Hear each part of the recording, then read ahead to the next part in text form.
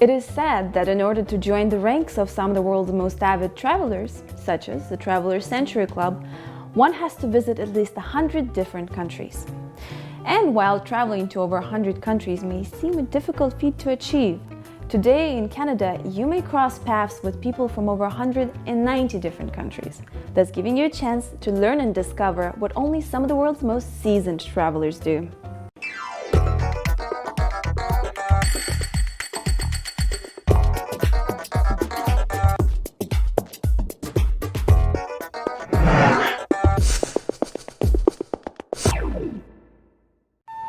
Chinese cuisine is perhaps too broad a term to describe hundreds of intricate recipes coming from various corners of China, with thousands of years of traditions behind almost each and every one of them.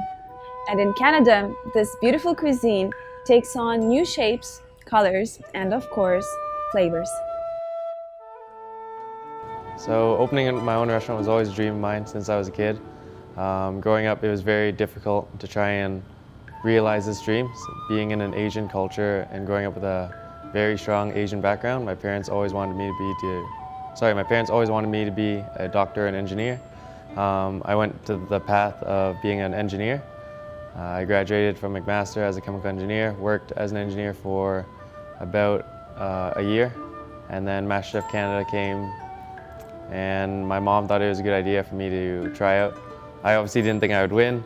After that, I was fortunate enough to be crowned the champion, and when my parents saw that I could win that competition, they then got on board to support me in my dream.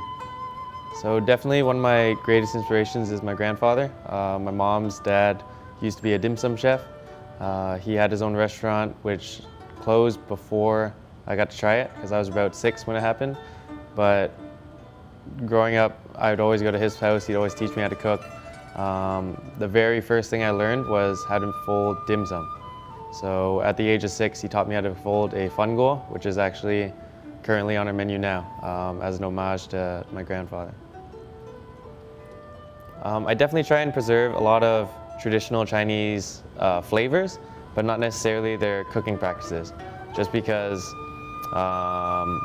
if I wanted a Chinese restaurant, I maybe wouldn't have made it so grand. Or I just don't want to be compared to any other Chinatown restaurant. I try to be one step above or a bit more modern, where maybe anyone of any culture or like your typical Caucasian can enjoy this restaurant. Yeah, I would definitely say our cuisine or food here caters to a mass variety of people. I wouldn't say it's just strictly catered to like the Chinese or like the Canadians, but it's kind of a middle ground where everyone can enjoy our food. I don't want to say our food is strictly traditional because it's not. We just take classics or traditional flavors and try and modernize it in a way that people can relate to it. So the essence of each dish is inspired by a traditional Chinese or any Asian dish. So we even have like Japanese, Korean. One key example would be our Peking Duck. Obviously Peking Duck, I didn't invent Peking Duck. It's been around for a long time. But the way we prepare it and the duck we use specifically is much different than any Chinese restaurant. So our duck takes about 2 weeks to prepare, whereas another typical Chinese restaurant can prepare a Peking Duck within like 2 days.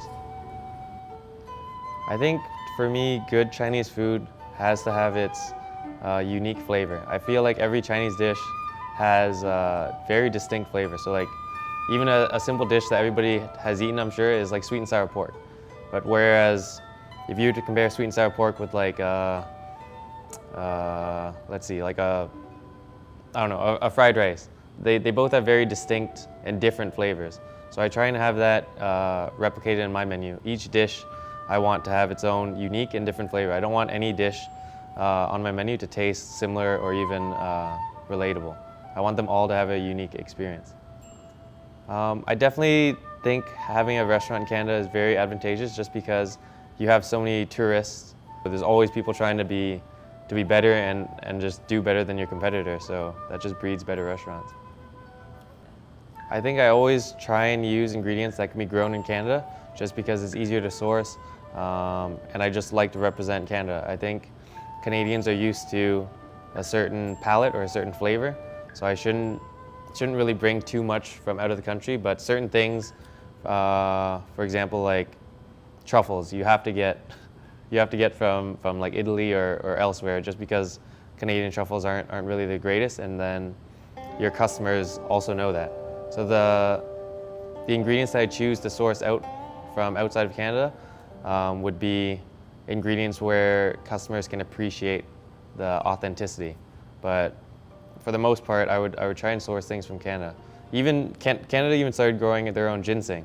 So ginseng used to be like a Chinese thing and only grown in China, but now Canadian ginseng's actually made a strong coming and people love it. So noodles for me and Chinese culture, the longer the noodle, the longer your life is supposed to be. So we never, for here, I know maybe customers may not notice it, but we never cut noodles because that's like cutting your luck in half. So we always try and leave the noodles long. Sometimes it may be difficult for the customers to eat and share, but we just do it because I grew up never cutting noodles, and I just believe in a lot of superstition. Yeah, I'm quite superstitious. Around Chinese New Year, I have a lot of do's and don'ts. I try not to cut things on Chinese New Year day just because it's like cutting your luck in half. And then I'm the only person in the kitchen wearing red. So everybody always makes fun of me. I have red pants, red shirt, just because red obviously is very good luck for Chinese people. Right. Is there any meaning behind some of the ingredients in these? None of these ingredients in particular are like fortunate or like prosperous, but Come on, now you're disappointed. yeah. Unfortunately, none of these ones. Okay. I see.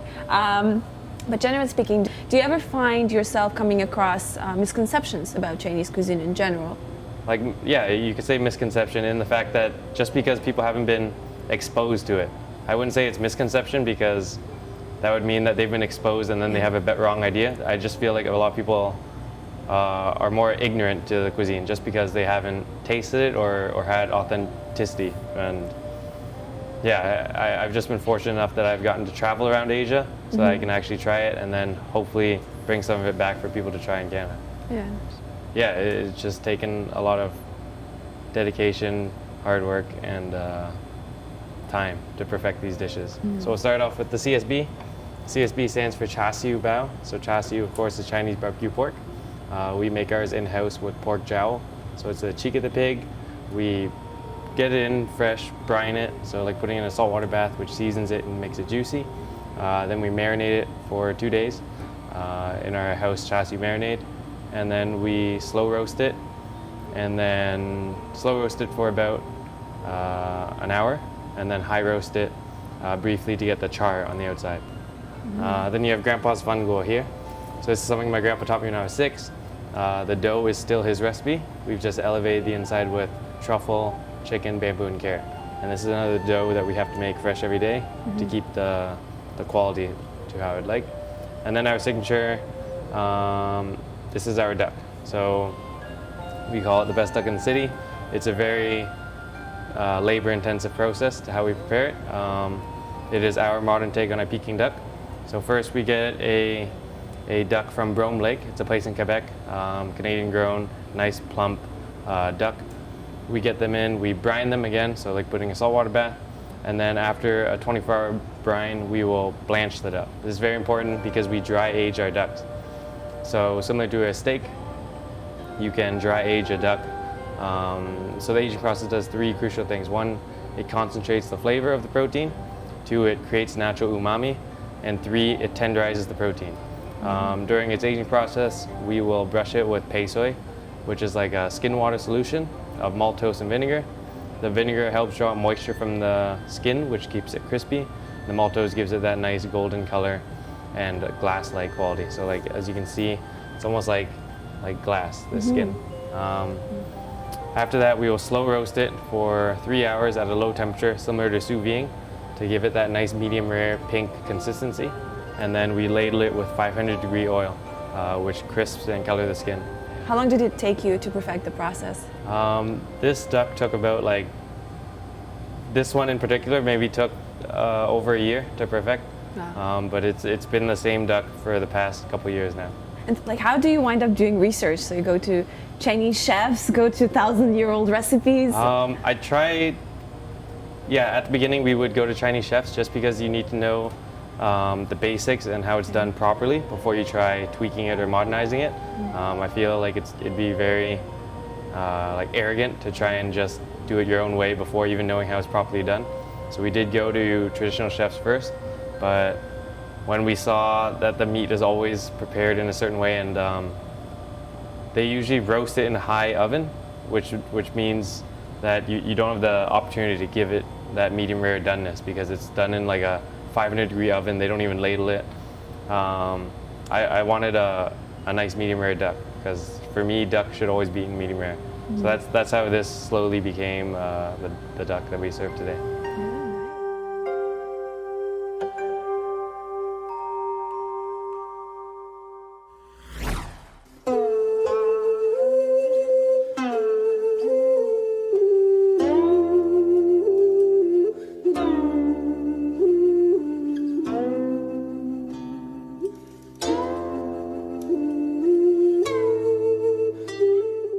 Actually, when we were young, we are living in a big family, and whenever during a special occasion like Christmas, New Year, Thanksgiving, we'll have a big family gathering, and my mom and dad will cook a lot of very delicious Chinese food.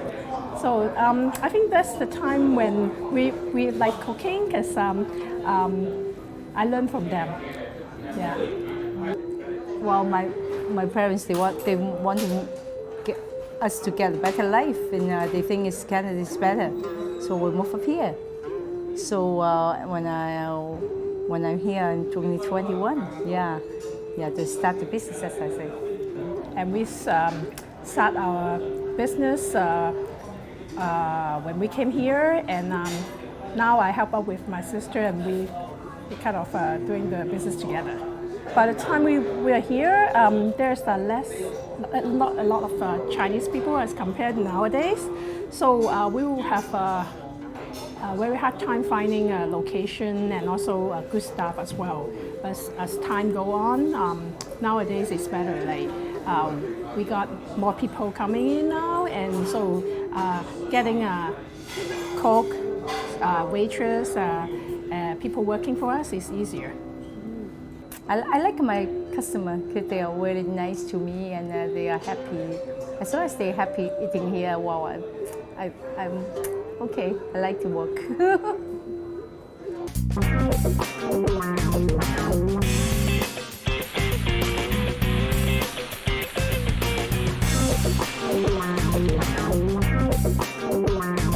This is the notice leaf. We just put we're making the bamboo shrimp rice. Okay, this is authentic Canton food. It's really good seafood dishes. Okay, we'll put the notice leaf here, and then we have to prepare the rice, fried rice. We make the fried rice, and we'll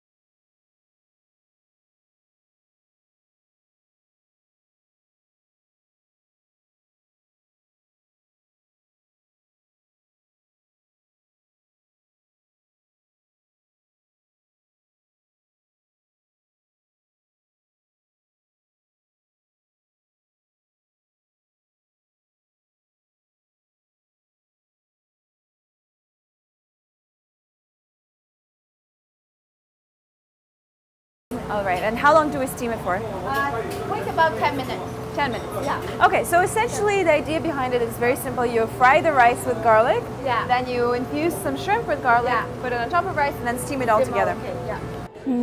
Well, we try to put a lot of good food here, like Chinese, Portuguese, and also a fusion. Sometimes we will find something that is people like we will introduce into our menu, and because we want everyone to be happy, a family coming here to be enjoying the food, so we kind of introduce a lot of different type of food and see if they like it or not. And right now we're pretty happy with our menu. They like to try, because different culture. Some people they don't like to try, but in Canada, because multicultural, they like to try everything. Yeah, but like if you stay in a small town, U.S. it's small town, the people don't like to try anything. But in here, because too many multicultural, always emphasize, the government always emphasize the multicultural. So the people like to try different type of food. I think, that's why we have different people like to come and to try our food. I find Canada allow us, because it's a multicultural country, so it allows us to introduce a lot of other food. Like we are from Macau, and Macau used to rule by Portugal. So we introduce some of the Portuguese food, like the Portuguese chicken, baked rice, and also the dessert milky pudding, which is also in our menu, because we have it in Macau when we were very small. And these are one of the typical food that we like, and now it's in our menu as well. 佢要唔要開食？咁喂，可唔可以開抽起？嚇？Put it like it. All right. We separate this is the egg white. Put it here. All right, so 3 eggs, right? Yeah, we try one first again.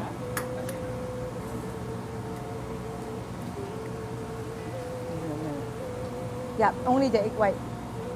Yeah. And then the other one leave it here.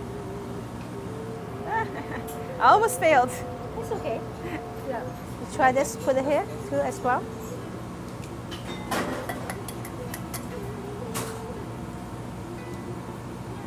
Yeah, you got it. More practice. Okay, then this is the egg white. Yeah. Okay, then we do it when the rice done, and now we fry this and put it on the top of the rice. Yeah. We're very pretty. Yeah. Okay. We can take that out now.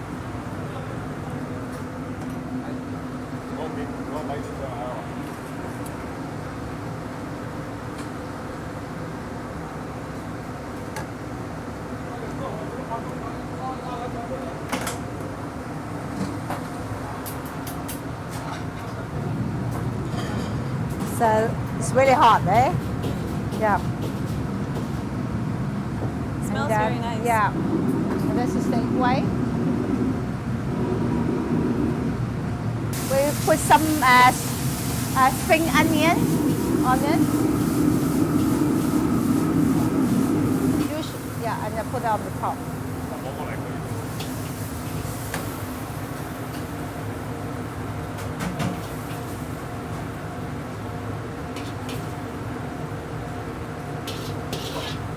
This is how we do it.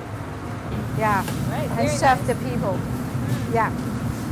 It's like that. Okay. And it keeps it warm and nice. Yeah, it keeps it warm and fancy too. Yeah. All right, so this is basically, what your family and your Yeah. restaurant have started with. Yes. Yes. Yeah.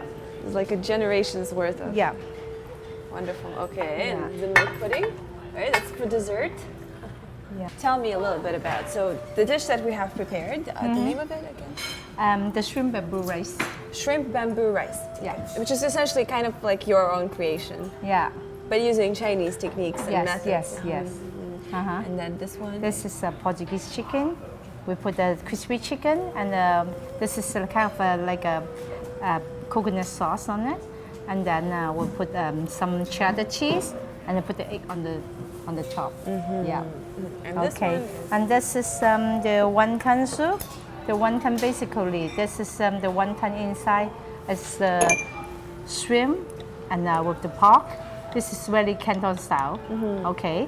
And this is the noodle, yeah. Yeah, and so this is what your family has specialized. Yes, yes. And actually my father doing this business in Macau is 50 years. My father now is 95, but when actually the store is still in Macau. Oh. Yeah, it's my relative and they take care of the business. Very nice. And so here we have a traditional setting, essentially, right? So like a table for big families. Yes, like, yes. This is what you usually have, like Yes, a family yes, dinner, yeah. like this kind of revolving. Yeah, and they like to share and everything. Yeah. Well, it's like a family because a lot of customers come here. Like some come 3 times a week, and some people come almost every day. And we treat them as a friend and also like a family. Like whenever we see them, we will ask them how you're doing, about their family. We talk about their life as well. So I think one of the things that make us happy is they are happy coming here and enjoying our food, and yeah, which make me happy as well. So and then you also have right over here, you have the milk. Yeah, milky pudding. Milk pudding. Yeah, this is basically there's a Portuguese dessert. We put the milk, condensed milk and the milk and mix it cream, and then let it set, and then put some crumbs in. Yeah. All right. Well, thank you so very much. Yeah. It was an absolute pleasure. Flavors full of history, tradition, and color are prevalent in this important cuisine today. Its prominence is undoubted, and its art is taking new heights as chefs strive to innovate yet also maintain traditions. In Canada, Chinese cuisine is dynamic and full of life, and it continues to inspire those who give it a try. Thank you for watching.